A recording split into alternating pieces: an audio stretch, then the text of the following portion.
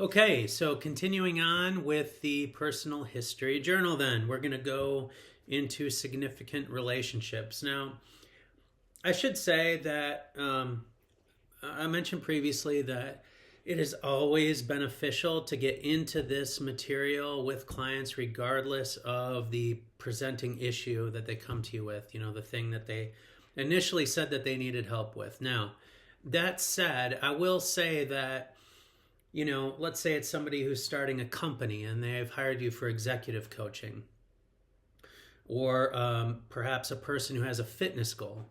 These really concrete, seemingly straightforward things, where it makes sense to ask the question, "Hey, why do you need to know about my life growing up in order to help me with this goal?" And that makes sense. And so sometimes when I have a client who is in some kind of a crisis where they need help now, they don't have time to go look at the past and understand the context and how that might be contributing and all of that kind of thing. They don't have time for that. Or if it's a really straightforward goal and you have someone with a real kind of type A take charge type personality, and if you introduce this exercise to them too early, it may create some a breach in the relationship. They may question whether you're the right person to help them. That said, I think once either the crisis is past or is somewhat manageable, or you have enough relational credibility in the bank with this client, it will always be helpful. As I said before, even if you don't find anything in the past that seems to be contributing to the current situation, it will deepen your trust, it will deepen your rapport, they will really feel like you know them, and stuff may come up in the future where you can draw a line between what's happening now and what happened back then. And the difference between counseling and coaching here is, like, if we go back to the past and we understand context and we see how those past things are playing into the present situation, but the client is still able to move through them and make progress, it's fine to draw a line between what happened in the past and what's happening now, why this might be a little bit more difficult for them. That's still coaching, okay? It's when the past presents an obstacle and some kind of a wound, or unfinished business, whatever you want to call it, and that prevents them from moving forward. Now you need to make a referral. That's counseling. Okay, so just a couple caveats there. You may want to moderate your approach if you need to build up a little bit more relational credibility, or you need to get through this crisis before you circle back to understand the life context for this client. That's okay. You need to be flexible when you work with clients. It's good to be flexible, but eventually getting to this material is a good thing. One other thing I'll say is that I know some of you will be taking this course not for accreditation, but just as a skills training, and you might be working with clients, at your church, at your nonprofit organization, in your business. Maybe it's just skills that you want in your regular relationships. It might be kind of weird to, whip out a personal history form and start asking questions. But again, I think these questions are still useful because you can kind of work them into the conversation. Once you know how these questions are relevant to someone's life and to a situation that they may find themselves dealing with, once you know that and you've kind of internalized these questions and you understand what the dynamics are that you're going to want to be looking for, then you can just proper IV these questions into your conversations informally in order to understand context for your client. And so it's good to get familiar with them. Good to go through this exercise for yourself to understand how some of those dynamics have emerged for you. That'll give you a more emotional connection to the exercise and really help you to understand just kind of how people work on a broad scale. And then, of course, you'll fine-tune that knowledge the more people you work with and see them have success as they move towards their goals.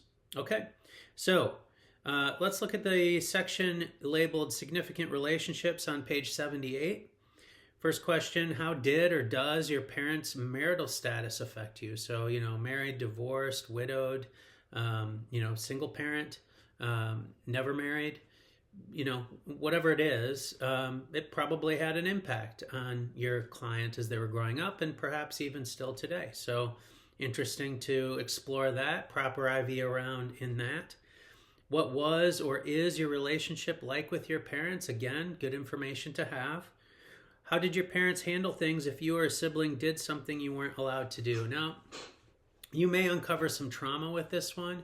If you do uncover trauma that's unresolved, again, that is a referral situation because, there are some specific trauma resolution therapies that can really help your client. Whether they take that referral or not is not up to you. It's up to them. You can still work with them unless you see that their progress is inhibited by these past unresolved issues.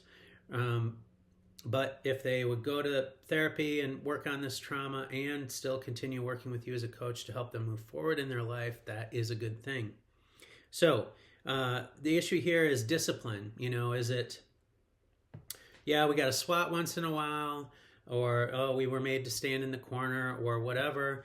But sometimes it's much worse than that. And if the client has never talked about it because it was a family secret, then you asking about it might kind of open the door to some information that they hadn't even really fully processed themselves. So I think in the book I give the example of, the client who says, you ask them, well, how did your parents handle things if you guys did something wrong when you were young? And they say, oh, the usual. And you say, oh, tell me more about that. Like normally people don't say that, but in a coaching relationship, it's perfectly reasonable to say that. And so you say, well, tell me more about that. And they say, oh, just a beating now and again. Oh, what do you mean by beating? Well, they would have us go get a switch from the tree outside and, would whip us with it until, whatever, like some horrific story. And that's happened to me before as both a coach and a therapist, that if you probe a little bit further than what would normally happen in a conversation outside of the coaching room, sometimes you get answers that the client doesn't even fully recognize their significance until after they're saying them. So a good one to probe into there, just to check and make sure that there's nothing unresolved. Again, if something difficult does come up, tons of empathy, tons of validation, always proper IVing as you go through this with your clients. You want to handle this really, sensitive information in an ethical and kind way. Next question, how did your parents handle conflict with one another? Again, lots of fighting. Was it loud? Was there any kind of physical violence? Emotional abuse, stuff like that. You're just checking for. We're not going to be the ones who go back with the client and deal with that stuff. That's a referral situation. Also, unless the client seems able to move forward. Like there are plenty of clients who had rough backgrounds, but they're able to move forward. They've processed through it, and they don't necessarily need to see a therapist. They're still able to make forward progress. Do you have siblings? If so, please list names, ages, and the nature of your relationship. Can be some, very relevant information there. Did anyone in your family have mental health, substance abuse, or other health issues that had an impact on how you were raised? So, a diabetic parent who you have to give shots for, a depressed parent who was neglectful because they never got out of bed, a parent with a bipolar or borderline who raged all the time or who had manic episodes. These things will have an impact on a child as they're growing up. Doesn't mean that they're, irreparably broken or anything like that. But if there's something there that they need to address in order to move forward, again, make a referral. Are you single, married, divorced, remarried? Tell me about that. Again, looking at how does that history impact, or does it impact the goal that you have set for yourself in coaching?